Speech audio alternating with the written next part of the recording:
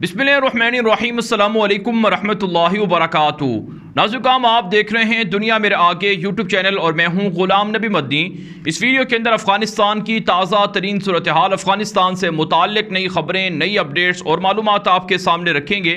सबसे पहले बात करते हैं पंजशीर की बगावत के हवाले से, जहां पर बागी पिछले 13 दिनों से अफ़गान तालिबान के ख़िलाफ़ हथियार उठाए हुए हैं और बगावत किए हुए हैं। पिछले 4 दिनों से अफ़गान तालिबान और पंजशीर के बागियों के दरमियान और बाअसर लोगों के दरमियान मुज़ाकरात के कई राउंड हो चुके हैं, कई मुलाकातें हो चुकी हैं, लेकिन नतीजा सामने नहीं आ रहा है। यही वजह है नाज़रीन, अब अफ़गान तालिबान की जानिब से मुजाहिदीन के खुसूसी दस्तों को रवाना किया गया है। पंजशीर की जानिब ताज़ा तरीन वीडियो जारी की गई हैं, जिसमें देखा जा सकता है कि अफ़गान तालिबान के मुजाहिदीन के दस्ते कई फ़ौजी गाड़ियों के साथ, असलहे के साथ पंजशीर की तरफ रवां दवा हैं और कई फ़ौजी दस्ते अफ़गान तालिबान के मुजाहिदीन के पंजशीर के इर्द गिर्द के इलाकों पर कंट्रोल भी हासिल कर चुके हैं। नाज़रीन, हमारे पास जो पंजशीर से ताज़ा तरीन अपडेट सामने आ रही हैं कि पंजशीर के इर्द गिर्द के इलाके तालिबान की गिरफ्त में आ चुके हैं। तालिबान ने वहाँ पर जो पहाड़ी सिलसिले हैं, जो पहाड़ हैं बड़े बड़े, उन पर भी कंट्रोल हासिल कर लिया है, मोर्चे बना लिए हैं, पोजीशनें संभाल ली हैं।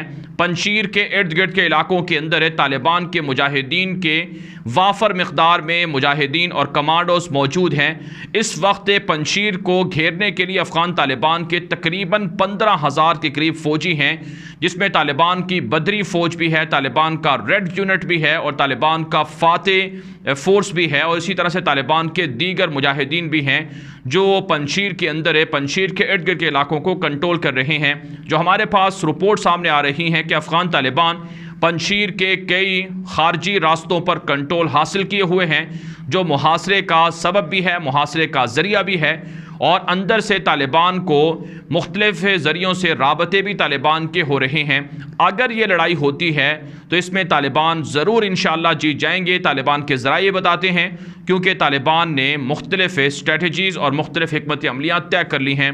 इस वक्त अफ़गान तालिबान के आला हुकाम के दरमियान कंधार के अंदर और दीगर जगहों पर मुज़ाकरात और बातचीत और मुशावरत जारी है, और इससे बातचीत के बाद फ़ैसला किया जाएगा कि पंजशीर पर हमला करना है या पंजशीर को बातचीत के ज़रिए से कायल करवाना है। नाज़रीन, पिछले 4 दिनों में जो पंजशीर के बागियों ने शराइत रखी हैं, वो ऐसी शराइत हैं, वो ऐसे मुतालबात हैं जिन पर तालिबान कभी भी समझौता नहीं करेंगे। तालिबान पंजशीर के अंदर अपना गवर्नर लगाना चाहते हैं, अपना झंडा लहराना चाहते हैं और वहाँ पर इस्लामी इमारत की रिट को कायम करना चाहते हैं। इसलिए तालिबान नहीं चाहेंगे कि पंजशीर के बागी तालिबान के लिए मसला खड़ा करें। उनकी ये शर्त नहीं मानी जाएगी कि वो तालिबान का गवर्नर पंजशीर के अंदर लगाने के हामी नहीं हैं और ना ही इसकी इजाज़त दे रहे हैं। यहाँ तक कि तालिबान के फ़ौजियों को भी पंजशीर के अंदर डिप्लॉय करने की उन्होंने शर्त रखी थी कि डिप्लॉय ना किया जाए, उन्हें मुतय्यन ना किया जाए, वो पंजशीर की सिक्योरिटी और जिम्मेदारियां खुद संभालेंगे। नाज़रीन, जाहिर सी बात है अफ़गान तालिबान इसकी क़तन इजाज़त नहीं देंगे। इसी वजह से जो हमारे पास ताज़ा अपडेट सामने आ रही हैं कि अफ़गान तालिबान ने खुसूसी फ़ौजी दस्तों को, इजाफ़ी दस्तों को इसलिए रवाना किया है कि वो अलर्ट रहें। किसी भी वक्त जंग का हुक्म हो सकता है, लड़ाई का हुक्म हो सकता है। आप जानते हैं मगरब का, यूरोप का प्लान ये है कि अफ़गान तालिबान को बदनाम किया जाए और लड़ाई और खून खराबा हो, लेकिन अफ़गान तालिबान के पास मुख्तलिफ प्लान हैं। कम अज़ कम अफ़गान तालिबान के पास 3 से 4 प्लान हैं। प्लान 1 है, 2 है, 3 है, 4 है कि अगर अफ़गान तालिबान के सामने बागियों ने हथियार ना डाले। पहला प्लान तो ये है, जो प्रायोरिटी है कि ये लोग हथियार डाल दें, सरेंडर कर जाएं, ये पहला और तरजीही प्लान है।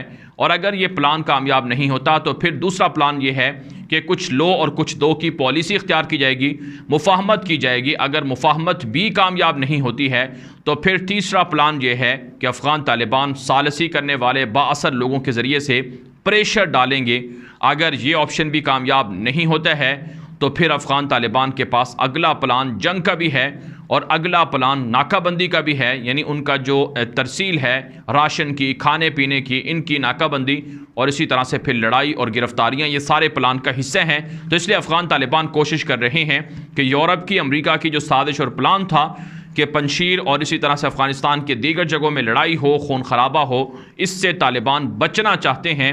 लेकिन अफ़गान तालिबान को अगर ज़रूरत पेश आई इस फितने को जड़ से उखाड़ने के लिए और हमेशा हमेशा के लिए यहाँ पर अमन कायम करने के लिए, तो तालिबान इस फितने को जड़ से ज़रूर उखाड़ेंगे। नाज़िकाम, पंजशीर के अंदर बागियों को जो सपोर्ट हासिल है वो फ़रांस की जानिब से और इसी तरह से भारत की जानिब से हासिल है, जबकि रशिया, ताजिकिस्तान, ईरान और दीगर मुल्क, यहाँ तक कि अमरीका भी इन बागियों की खुलेआम पुष्पनाही नहीं कर रहा है।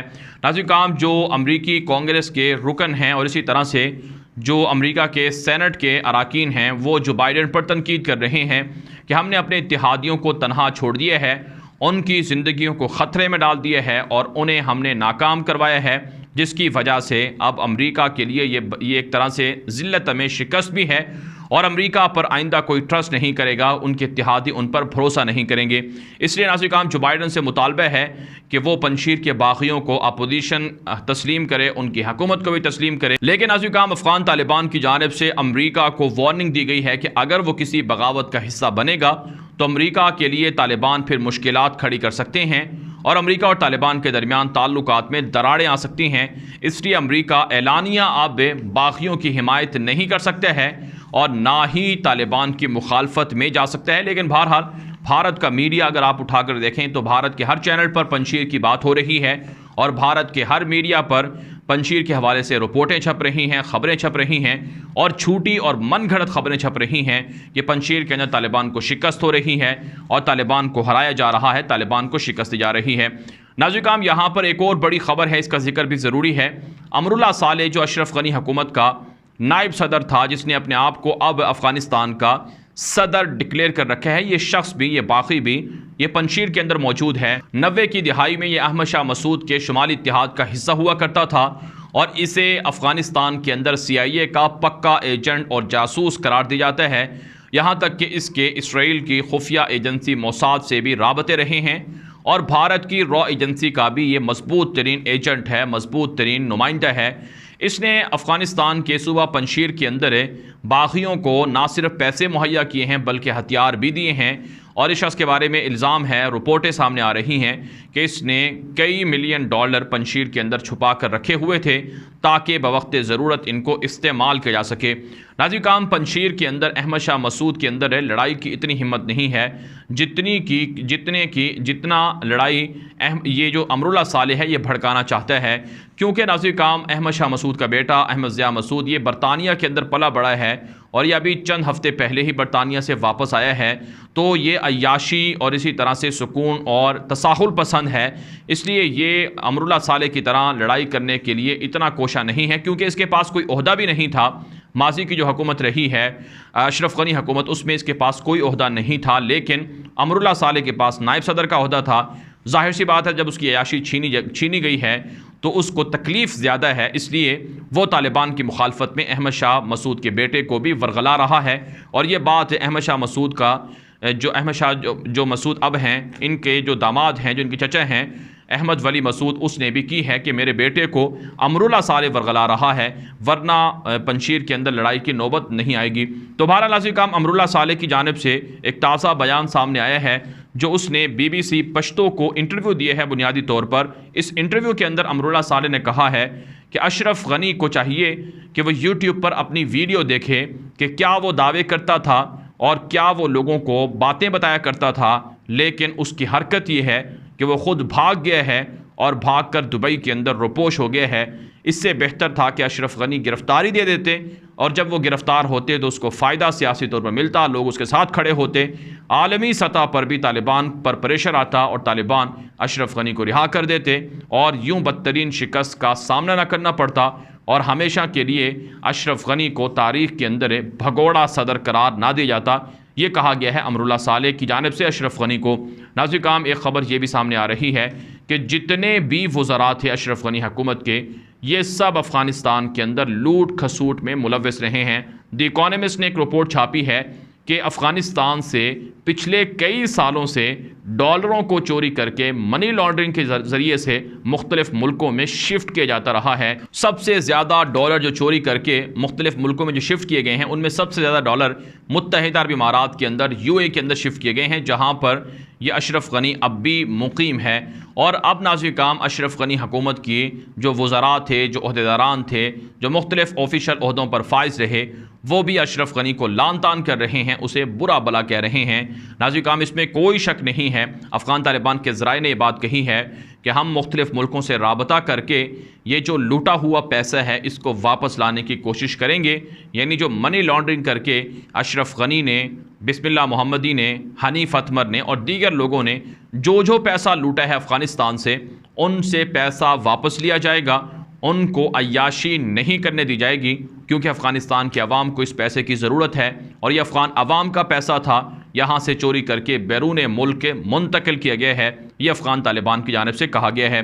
बहरहाल नाज़रीन काम अफ़गानिस्तान के हवाले से मज़ीद ख़बरें भी हैं जो आपको अगली वीडियो के अंदर बताएंगे, लेकिन इस वीडियो को दोस्तों के साथ लाजमी नशर कर लें और साथ साथ अपनी राय कमेंट के ज़रिए से ज़रूर दिया करें, क्योंकि बहुत से लोगों को पता नहीं है कि पंजशीर के अंदर क्या हो रहा है और दीगर जगहों पर क्या चल रहा है।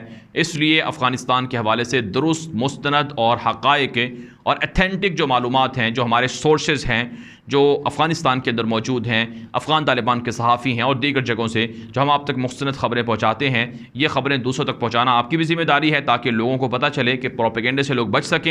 और इसी तरह से आपकी आरा की भी हमें ज़रूरत है।